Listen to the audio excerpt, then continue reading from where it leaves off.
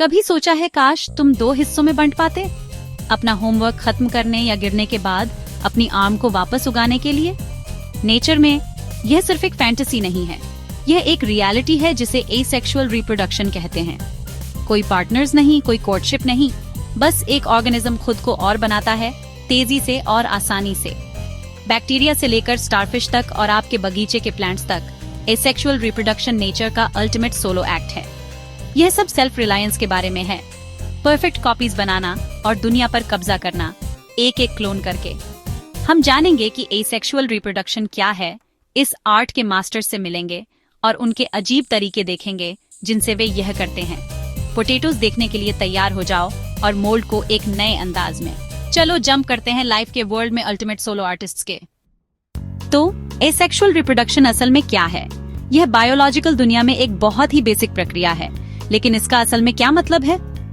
आइए इसे समझते हैं और उन ऑर्गेनिजम्स की फैसिनेटिंग दुनिया को एक्सप्लोर करते हैं जो बिना किसी पार्टनर के रिप्रोड्यूस करते हैं। आसान शब्दों में, यह तब होता है जब एक सिंगल पेरेंट बिना सेक्स के ऑफस्प्रिंग पैदा करता है। रिप्रोडक्शन के लिए एक लोन वॉल्फ अप्रोच। इसे एक बायोलॉजिकल शॉर्टकट समझो, एक ही सोर्स से नई जिंदगी बनाने का एक तरीका। न स्पर्म, न एग, बस एक ऑर्गेनिज्म जो अपनी जेनेटिक कॉपी बनाता है।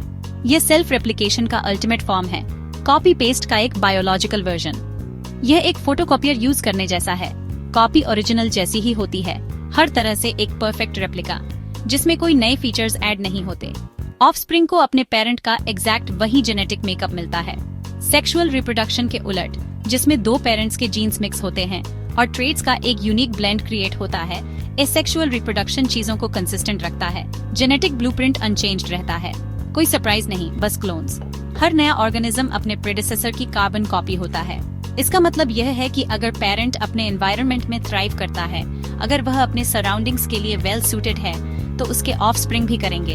उन्हें वही एडवांटेजेस मिलेंगे जिनकी वजह से पेरेंट फ्लरिश कर पाया। मेट ढूंढने की कोई जरूरत नहीं जो रिस्की और टाइम कंज्यूमिंग हो सकता है, या एनर्जी वेस्ट करने की कोई जरूरत नहीं। सारे रिसोर्सेज सीधे रिप्रोडक्शन में लगाए जा सकते हैं। बस मल्टीप्लाई करो, fast. Asexual reproduction population growth के लिए एक्सप्रेस लेन है। एक न्यूट्रिएंट रिच पडल में एक सिंगल बैक्टीरियम की कल्पना करो, एक विशाल दुनिया में जीवन का एक टाइनी स्पेक। यह घंटों में उस पडल को लाखों आइडेंटिकल डिसेंडेंट्स से भर सकता है। यही एसेक्सुअल रिप्रोडक्शन के जरिए एक्सपोनेंशियल ग्रोथ की पावर है। एसेक्सुअल रिप्रोडक्शन पूरी तरह से स्पीड, एफिशिएंसी और एक अच्छी सिचुएशन का फायदा उठाने के बारे में है। यह अनुकूल परिस्थितियों का लाभ उठाकर तेजी से फैलने और हावी होने के बारे में है। यह नेचर का तरीका है यह कहने का, अगर यह काम करता है तो बस इसे कॉपी करो। जब आपके पास पहले से ही एक विनिंग फॉर्मूला है, तो व्हील को फिर से रीइन्वेंट क्यों करें? यही इस सोलो स्ट्रेटजी के पीछे की पावर है। यह धरती पर जीवन की इंजेन्युइटी और एडेप्टेबिलिटी का प्रमाण है। एसेक्सुअल रिप्रोडक्शन की 2 खासियतें क्या हैं? एक पेरेंट और परफेक्ट जेनेटिक कॉपीज। मेट्स को ढूंढने की जरूरत नहीं, कोई कंपटीशन नहीं, बस एक ऑर्गेनिज्म अपने जैसे और बनाता है। ये उन प्लांट्स के लिए एक बड़ा फायदा है जो एक जगह पर जमे हुए हैं, या उन फंगी के लिए जो लट्ठों पर उग रहे हैं, उन्हें हिलने की कोई जरूरत नहीं। इसका नतीजा ऐसे ऑफस्प्रिंग जो क्लोन होते हैं, जिनका डीएनए पेरेंट के जैसा ही होता है। इसे एक 3D प्रिंटर की तरह समझो, जो जनरेशन दर जनरेशन एक जैसी रेप्लिका बनाता है। यह एक रूपता एफिशिएंट होती है, लेकिन इसमें एक प्रॉब्लम है, कोई जेनेटिक वेरिएशन नहीं। एसेक्सुअल पॉपुलेशन में हर कोई जेनेटिक ट्विन होता है। यह सर्वाइवल और मल्टीप्लिकेशन का एक आसान और नो फस तरीका है, लेकिन जैसा कि हम देखेंगे, क्लोन होने के अपने फायदे और नुकसान हैं।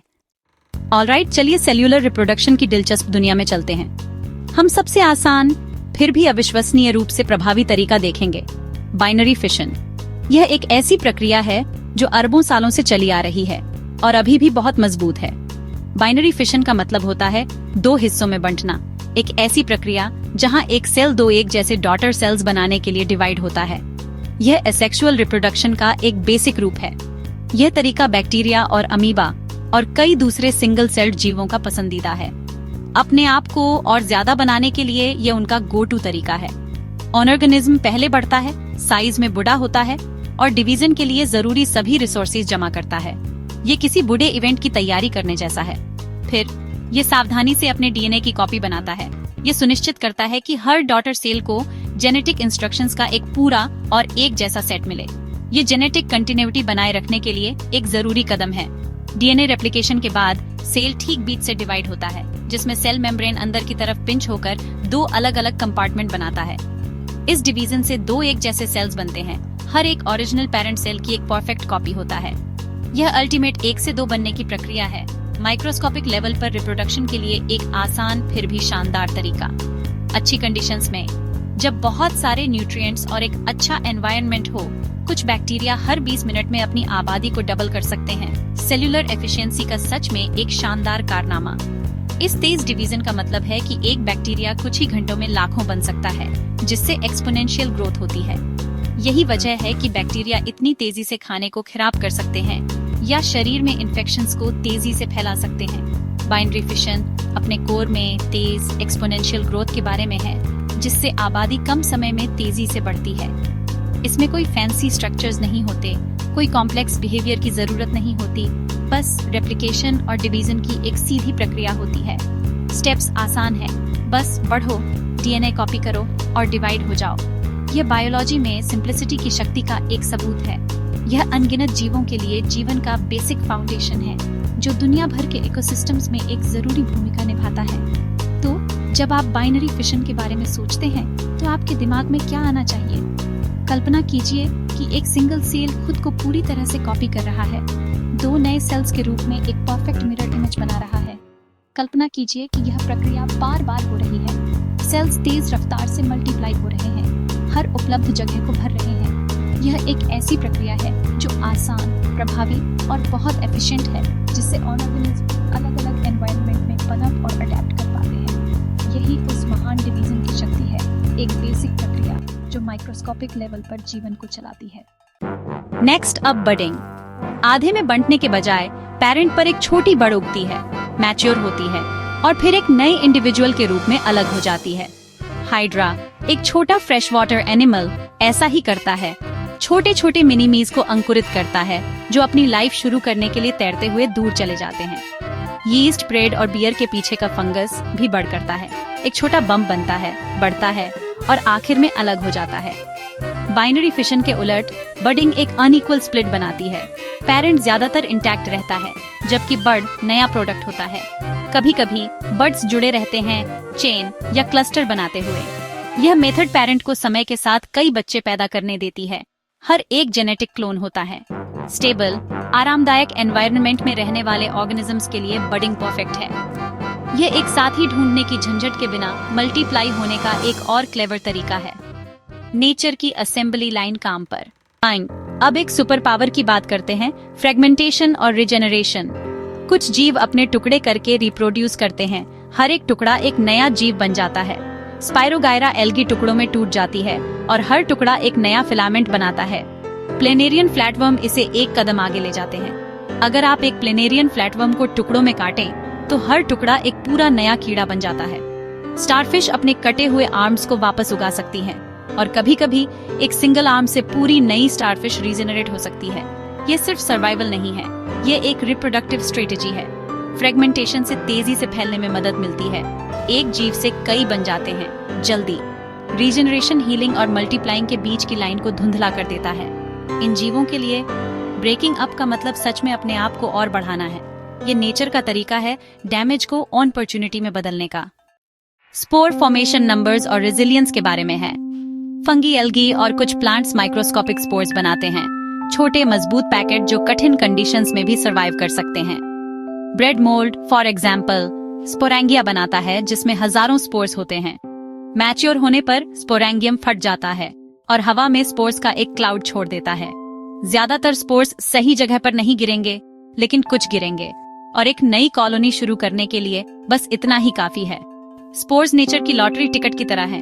लाखों बनाओ और उम्मीद करो कि कुछ जैकपॉट जीत जाएं। यह स्ट्रेटेजी ऑर्गेनिजम्स को दूर दूर तक फैलने देती है, लगभग कहीं भी सर्वाइव करने देती है। स्पोर फॉर्मेशन सर्वाइवल और डिस्पर्सल में एक मास्टर क्लास है।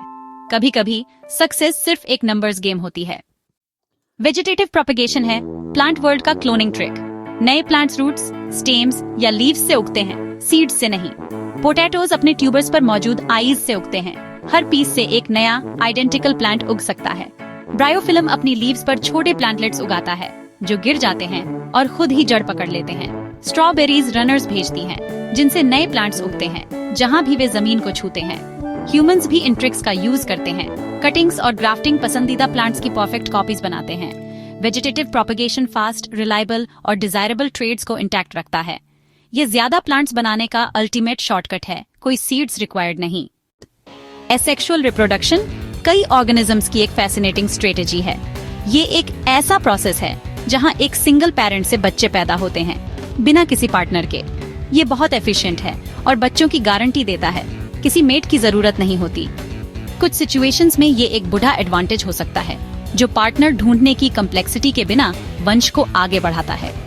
ये नए हैबिटेट्स को तेजी से कॉलोनाइज करने के लिए परफेक्ट है। इमेजिन कीजिए कि किसी स्पीशीज को किसी नए एरिया में तेजी से पॉपुलेट होना है। एसेक्सुअल रिप्रोडक्शन तेजी से एक्सपेंशन की परमिशन देता है या अचानक मिले रिसोर्सेज का फायदा उठाने के लिए। जब खाने या न्यूट्रिएंट्स की अचानक भरमार होती है तो एसेक्सुअल रिप्रोडक्शन ऑर्गेनिजम्स को इस मौके का जबरदस्त स्पीड से फायदा उठाने देता है। अगर पेरेंट वेल अडेप्टेड है तो उसके क्लोन भी वैसे ही होते हैं, सभी पनपने के लिए तैयार होते हैं। इससे इंडिविजुअल्स की एक ऐसी पॉपुलेशन बनती है जो करंट एनवायरनमेंट के लिए परफेक्टली सूटेड होती है, जिससे तेजी से ग्रोथ और सक्सेस मिलती है। लेकिन एक कैच है, कोई जेनेटिक वेरिएशन नहीं। डाइवर्सिटी की ये कमी बदलती हुई कंडीशंस में एक बड़ी कमी हो सकती है। अगर कोई बीमारी या एनवायरमेंटल चेंज आता है तो पूरी पॉपुलेशन रिस्क पर होती है। किसी के पास सरवाइव करने के लिए अलग जीन्स नहीं होते। जेनेटिक डाइवर्सिटी की कमी का मतलब है कि कोई भी इंडिविजुअल ऐसा नहीं होता जिसमें ऐसे ट्रेड्स हों जो उन्हें नई चुनौती का सामना करने में मदद कर सकें। इसीलिए सेक्सुअल रिप्रोडक्शन अपने जेनेटिक शफलिंग के साथ इतना कॉमन है। ये डाइवर्सिटी बनाता है जो इवोल्यूशन के लिए रॉ मटेरियल है। ये जेनेटिक वेरिएशन नेचुरल सिलेक्शन के लिए फाउंडेशन प्रोवाइड करता है, जिससे पॉपुलेशंस को समय के साथ अडॉप्ट और इवॉल्व होने में मदद मिलती है। एसेक्सुअल पॉपुलेशंस सब कुछ इस बात पर लगा रही हैं कि एनवायरनमेंट वैसा ही रहेगा। वे किसी भी बदलाव के लिए बहुत वल्नरेबल होती हैं। ये एक बेहतरीन शॉर्ट टर्म स्ट्रेटजी है, लेकिन लॉन्ग रन में रिस्की है। एडेप्टेबिलिटी की कमी से तेजी से गिरावट और यहाँ तक कि एक्सटिंक्शन भी हो सकता है जब अनफोर्सीन चैलेंजेस का सामना करना पड़ता है। तो अगर आप कोई नई स्पीशीज डिजाइन कर सकें तो क्या आप उसे सेक्सुअली, एसेक्सुअली या दोनों तरह से रिप्रोड्यूस करवाएंगे? कुछ ऑर्गेनिजम्स तो सर्कमस्टांसेस के हिसाब से दोनों स्ट्रेटेजाइज के बीच स्विच भी कर सकते हैं। यही इवोल्यूशन के दिल में बड़ा सवाल है। इन रिप्रोडक्टिव स्ट्रेटेजाइज के बीच का चुनाव किसी स्पीशीज के लॉन्ग टर्म सर्वाइवल और सक्सेस के लिए गहरे मायने रखता है। नेचर के सोलो एक्ट्स इंप्रेसिव है, लेकिन कभी-कभी चीजों को मिक्स करना ही सर्वाइवल की कुंजी है। अडॉप्ट और इवॉल्व होने की एबिलिटी अक्सर बदलते हुए वर्ल्ड को नेविगेट करने के लिए क्रूशियल है। लाइफ के अल्टीमेट स्कूल आर्टिस्ट्स की इस जर्नी में शामिल होने हमें उम्मीद है कि आपको ऑर्गेनिजम्स द्वारा अपने सर्वाइवल को इंश्योर करने के लिए अपनाई जाने वाली डाइवर्स स्ट्रेटजीज के लिए एक नई एप्रिसिएशन मिलेगी। अगली बार तक अपने आसपास के क्लोन्स पर नजर रखें। आपको यह देखकर हैरानी हो सकती है कि हमारे आसपास के वर्ल्ड में एसेक्सुअल रिप्रोडक्शन कितना कॉमन है।